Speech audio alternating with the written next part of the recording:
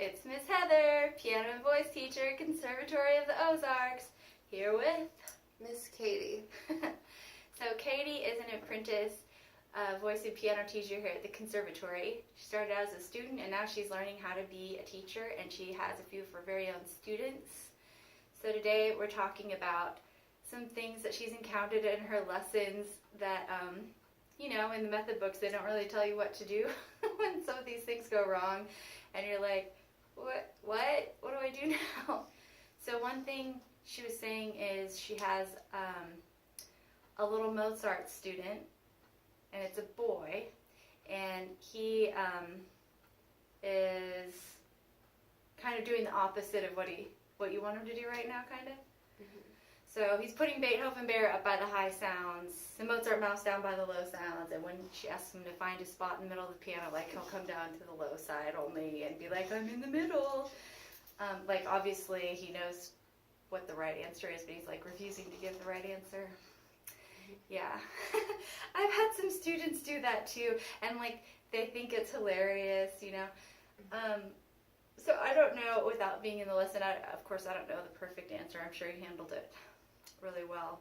But a few things that I've done, because at some point, at first you can laugh and be like, oh, ha, ha, ha, how funny that Beethoven Bear is in the wrong spot, and you can make light of it. But if, he refuses to do the right thing ever, then it can kind of be a problem, and it's not so cute anymore. So if you know that's a problem, and it's a kid who needs a lot of, because that's a sign that the child is smart. It's like, if a child is not smart enough to know what the right answer is, then they can't turn it into a joke by purposely doing the opposite of the right answer. So you kind of, with a child like that, you have to be a lot more proactive and have a plan going into it. I've found that candy is a really good motivator for kids, and stickers, depending on the kid, but for most kids, something about candy is just really exciting, and delayed gratification. So I'll be like, okay, we're going to start a candy pile. If you notice on the candy jars that we have here, they usually have a note on them that says that you can have one candy for completing each task. I don't know if that can show up on the camera. And that you should save up all your candies for the end of your lesson, and then have them at the end after the lesson. So I'll take the lid off the jar, and I'll set it on the piano or over on the desk, and I'll be like, okay, we'll see how many candies you can earn today. It's empty right now, but I'm about to refill it. But I'll be like, to earn your first candy, can you show me? And then ask the whatever it was, perfect piano posture. And if he does it correctly, then you can put a candy. And I found that helps a lot. Or if they don't care about candy, you can do the same thing with stickers. Just put a sticker on their hand for each thing. Or you can do both, a candy and a sticker. So I kind of like doing that. I don't like spending the whole lesson being like, don't do that, don't do that, don't do that. And that's not very fun, I think, for either person. And I feel like when they're doing that, it's because they want attention. So if you find a different way to give them that attention in a positive way, then usually it prevents the problem. And that takes more effort and more candy sometimes.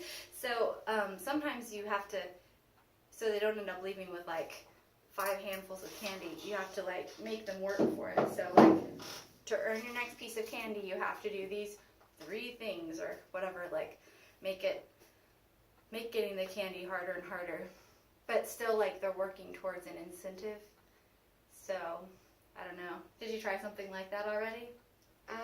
Sort of, but I was thinking about doing that too. Yeah, that's a really good. Just give them one jelly candy. I do that in the group class too, if the kids get out of hand, or if some are just refusing to participate in the little Mozart's class, I'll start a candy pile for each person. Mm-hmm. And so it's I don't get on to anybody for not singing. I'm not like, hey, you're not singing, and that's bad. I'm just like, okay, you sang and you sang, so I'm putting a candy in your pile and your pile. And then the other kid's like, what about me? And I'm like, oh, well, you didn't sing, but you can get a candy for this next song. And then, you don't have to say, oh, you're bad. It's just like the omission of the reward is enough.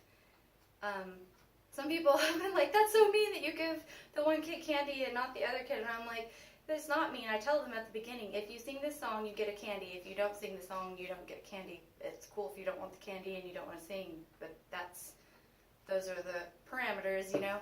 And so they chose not to earn it. I didn't choose it for them, you know. I think it's a good lesson for them because that's the way life works. If you don't like go to your job every day, you don't get a paycheck. So they might as well start learning those kind of lessons now. That's my opinion. There might be those who disagree with me. And then you said, what other things? I can't remember what else you'd said. Well, my other voice student from yesterday was, whenever he sings his song, the Maker song, then he will sing like really close and stuff, but then when I'll tell him, oh, do it this way, and then he sings it by himself without the recording, then he does it better. Like, and he can't do it with the recording for some reason. Like I don't know if it goes too fast, and can't think fast enough to do it right. So when you say he sings it by himself, is that with a karaoke track, or is that just in the like he has a track that he's going to sing it with at VBS. So when he sings it with the track, is there a singer on the track, or just okay? So when he's doing it with the relaxed jaw, that's just a cappella. No, that's no track. Have you tried having him do it with a karaoke track? Because I think we looked up a karaoke track for it. With like no singer, but just the instruments. Yeah, I could. I guess I could have him try that because, like, he sounds like really good by himself, and then when he sings, he sounds like average, like not that like the teeth are too close together, and yeah. Well, a lot of pop singers do keep their teeth really close together, and they don't have a lot of space. They don't create a lot of space inside of their mouth for an open sound, and it's kind of a popular sound, like that shallow, tight sound on the inside of your mouth is kind of popular on the radio and stuff. So kids, like if they're hearing it, especially, they'll try to mimic that, you know, because they want to sound like the radio, you know. So if he's singing along with the singer and doing that, that's probably why he just wants to sound like, and he's doing his best to recreate that with his little child voice, you know. So you could try it with a karaoke track. That's the first thing I would do, and see, can he keep his place without the singer, and if he doesn't have the singer to listen to, does he like revert back to just doing it with the relaxed jaw like he does when he's singing a cappella? If he doesn't keep his jaw relaxed on karaoke, then yeah, there's some other things you could try. But just try that first, because that's kind of the simplest solution, I would say. And did you have a question about a Hal Leonard piano lesson at all? Yeah, he was having a lot of trouble with timing. With okay. climbing up and climbing down. Like, he starts off good, and then he'll pause. And then, like, he'll go up here. And then he'll go, and then he'll look, and, like, he loses his spot, or he'll, for some reason, and he can't start with it, so then he starts late, and then he'll go, like it will all be off. And then he'll just keep doing it and saying, well, I'm doing it my way. Yeah. Or my dog Spike, it takes him too long to, like, he can't, even if I just clap while or I did the metronome, he can't keep up with it. Or for some reason, he has to, like, stop and every time. And I told him I think it's because he's not familiar with it, but even if he just does some of it, he can't keep the beat. Can't keep a steady beat. Yeah. Yeah, that's definitely a problem you'll run into. So if you have a child or an adult, really, who can't seem to feel the beat in a really pronounced way, like they really can't just seem to tell where the beat is, it's been my experience that that's not something you're going to fix like turning on a light switch in one lesson. It's going to be more like building a brick wall, layer, layer, layer. So you can't sort of expect, okay, it's going to be perfect because I showed you what to do, or next week it's going to be perfect. It's probably going to take a while. So you have to be patient and not make them feel bad about it. Because if you make them feel bad about it, they'll just give up. And it's not their fault if they don't have that natural aptitude to just feel the rhythm. They just don't have it, so they just need help developing it. So there's several things you can do, And I think you have to just do those things, accept whatever results they give you, as long as you can tell they're trying. If they're not doing it perfect, it's okay. You don't have to make any big deal out of it. Just move on to the next thing and then try it again the next week. And after a while, it seems to develop. That's been my experience anyway. I've never had somebody where it didn't develop, but I've had lots of people where it took much time, time and much reinforcement. So the things you can do, it's endless really, but these are some ideas. You can turn on the CD and have them clap and say, like we don't say 1, 2, 3, 4 at the beginning of the Howlander books. We say like 1, 1, 1, rest, like for my dog Spike.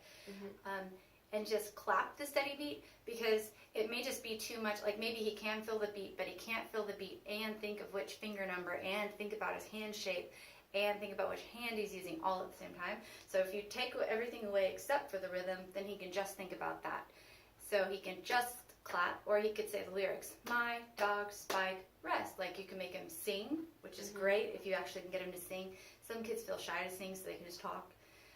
Even every once in a while, some of them feel so shy they don't even want to say 1, 1, 1 because they feel self-conscious about counting out loud. But if you can at least get them to clap, or like to make it more fun, you can get the drum and have them tap, tap, tap, tap with whichever hand is supposed to be playing, or you can get the rhythm instruments, or the recorder.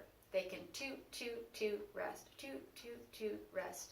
You can also close the fall board, have them tap on here, or you can have them tap their finger numbers without having to worry about pushing the keys down. Just have them tap it on the fall board. 2, 3, 4, rest. 2, 3, 4, rest. That's harder than clapping or tapping or tooting, because you then have to think about the finger number. So you're adding like one more thing back in. You can also, same thing, turn on the metronome and have them clap with the metronome and sing or say the finger numbers. So like I say, it's like an endless amount of options that you could have them try. So this clapping or tapping is going to be or tooting is going to be the very simplest, because you don't even have to think about right hand or left hand. Any kind of tapping right or left, that's going to be a little harder, because now you have to think about which hand. And then if you have them tap the finger number, that's even a little bit more hard. So you can alternate activities like that. And that way they're practicing the same song, the same rhythm patterns, and the same skill of hearing the rhythm and keeping a steady beat, but you're doing it a different way each time. So you're not just like, oh, that wasn't right, play it again. Oh, that wasn't right, play it again. Oh, that wasn't right, play it again. Like, that's really boring. And I think it's not so helpful. It's like getting hit in the head with a hammer. It's just like, oh my goodness, I keep trying and I can't do it for some reason and I don't know. But instead, if you give them like a helpful project, the practice games book, if you use that for my dog Spike, it has the clapping exercise like actually outlined. Like you put on the CD and clap and tap while you look at just the rhythms. So, but yeah, I would do like a few of those rhythm exercises with each song if he can't keep a steady beat. And you don't even have to be like, oh, we have to do this because you're not keeping a steady beat. Just notice, oh, he doesn't have a steady beat, and be like, let's try this and try that, and then try maybe one more, and then have him try playing the song again. If he still isn't getting it, it's okay, just move on to a different thing, and then make note in his book that you're going to go back to that the next week, and don't be like, oh, that's okay, we're moving on and we're done with this. I'm not saying it's okay, he could pass it and move on. I'm just saying you can move on to a different thing and then review it again a different day, you know. I wouldn't give him a sticker on until he actually can master it, even if it takes him a year. Because if he hasn't mastered it, he hasn't mastered it. It's okay, but it's not going to do him any favors to like move on to something harder if he can't keep a steady beat. It's like the foundation of everything. So, have any other questions? All right. Good job, Katie. Thumbs up for you.